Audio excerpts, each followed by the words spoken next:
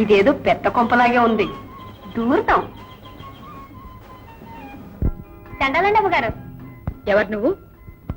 అలాగే ఉండండి. ఆహా, తనివి తీర మీ అందాన్ని ఒక్కసారి చూడండి అమ్మగారు. నిజంగా అంత అందంగా ఉన్నానా? ఉన్నానా అని మెల్లగా అడుగుతారు ఏంటమ్మా?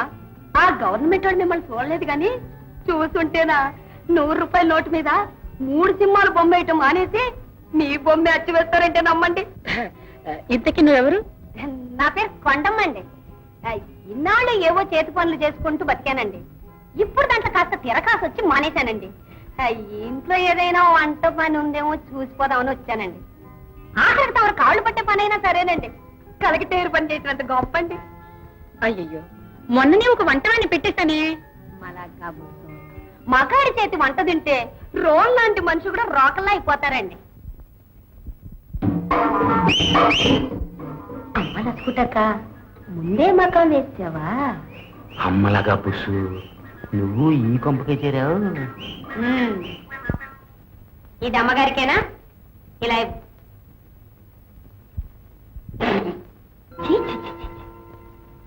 అమ్మగారు లాంటి హై క్లాస్ వాళ్ళు తాగే కాఫీ అది మనలాంటి పనోడు తాగే వండు. అమ్మగారికి కాఫీ అంటే ఎలా ఉండాలి? ఘుమఘుమాని, రుచిగా, చిక్కగా, కలకత్తా కాఫీలా ఉండాలి. అమ్మగారు, ఈ యాల నుంచి మీ జ్యూసులు సూపులన్నీ నేనే చూసుకుంటాను. సోపులా? కాదండి అమ్మగారు, సోపు కాదు, సూపు. అంటే గొప్పోడు తాగే కుడితేనమాట. అవన్నీ నేనే చూసుకుంటాను. గోవిందు, ఇలా రా. ఇవాళ నుంచి ఆవిడ వంట చేస్తుంది, నువ్వు ఆవిడకి సాయం చేస్తూ ఉండు. నువ్వు నా సెక్రటరీవి, నువ్వే తీసుకురా. బాగా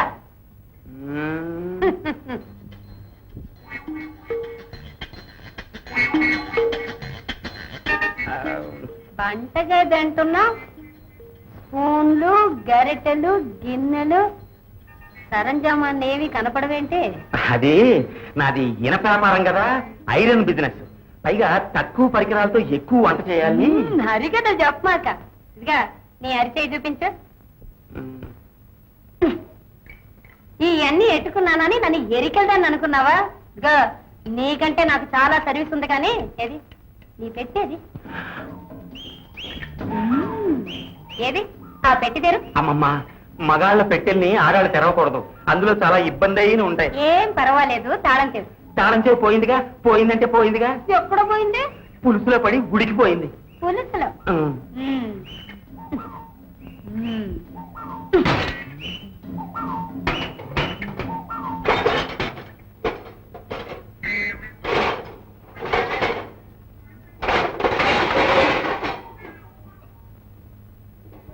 కొండమ్మా కొండమ్మా, నీకు దండం పెడతాను. ఏదో అలవాటు ప్రకారం చేతి పని చేశాను, అమ్మగారికి చెప్పొద్దు. నానా, ఎలా ఉన్నాను? బాగున్నావు బాబు. మీరు కూడా తొందరగా బట్టలు మార్చుకోండి బాబు, లేకపోతే అమ్మగారు తిడతారు. అమ్మా, బాగున్నానా? అచ్చు సర్కస్ కోతిలా ఉన్నావు. ఏ, మీరు మార్చుకోలేదా? నన్ను ఇలా ఉండనియవే చాలు. కుక్కతో ఒక వంకర ఎవరు తీయగలరు? మన కుక్క తోట తిన్నగానే ఉందండి, వంకర లేదండి. చూడండి. చాలే, నీ పని చూసుకో. ఇవ్వనయ్యా. ఇవ్వనయ్యా.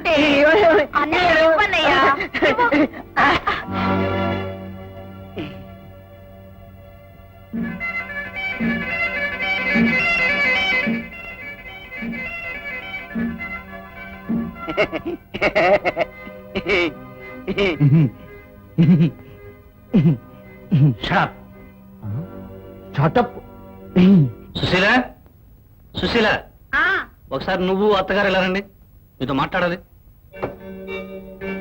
పిలిచారా అల్లుడు గారు?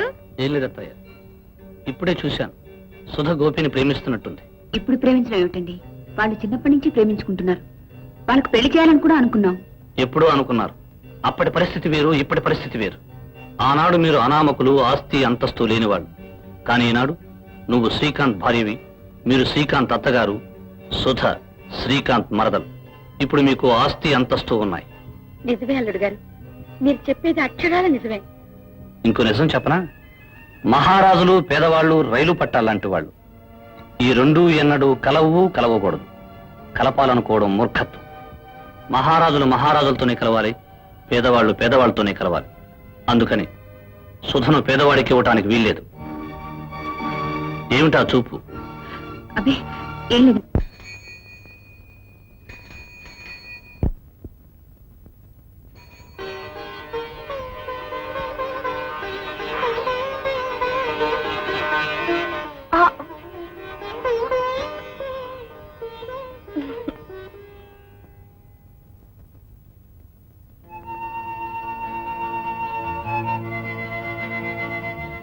అత్తయ్య,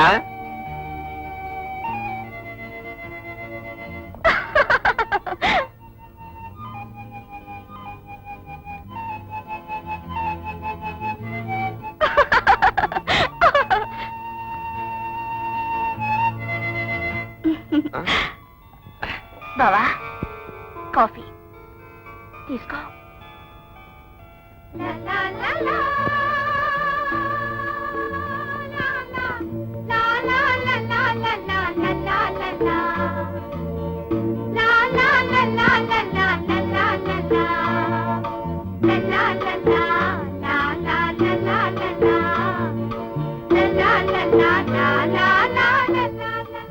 అత్తయ్య బాగున్నావా?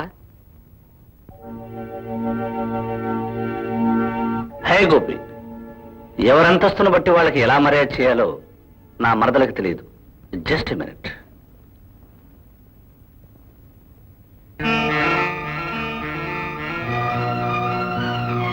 తీసుకో. బావా ఏం మరదలా?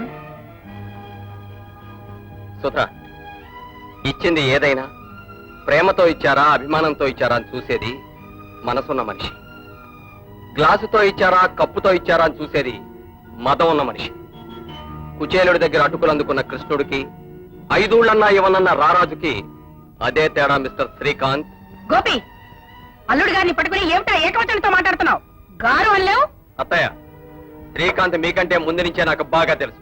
తెలిస్తే మాత్రం అవమానించాలా? అతని పేరు పెట్టి అతను పిలవటం అవమానించడమా? మాటలు నేర్చిన కుక్క ఇస్కో అంటే ఇస్కో అందట. అమ్మా పాట నుంచే పో. చూడు గోపి, యజమాని ఎటువంటి వాడైనా ఎదటి వాళ్ళ మీద మురిగే కుక్క విశ్వాసం గల కుక్క. అలా కాకుండా యజమాని తప్పు చేశాడని తోస్తే చాలు యజమాని మీదే మురిగే కుక్క విచక్షణ గల కుక్క.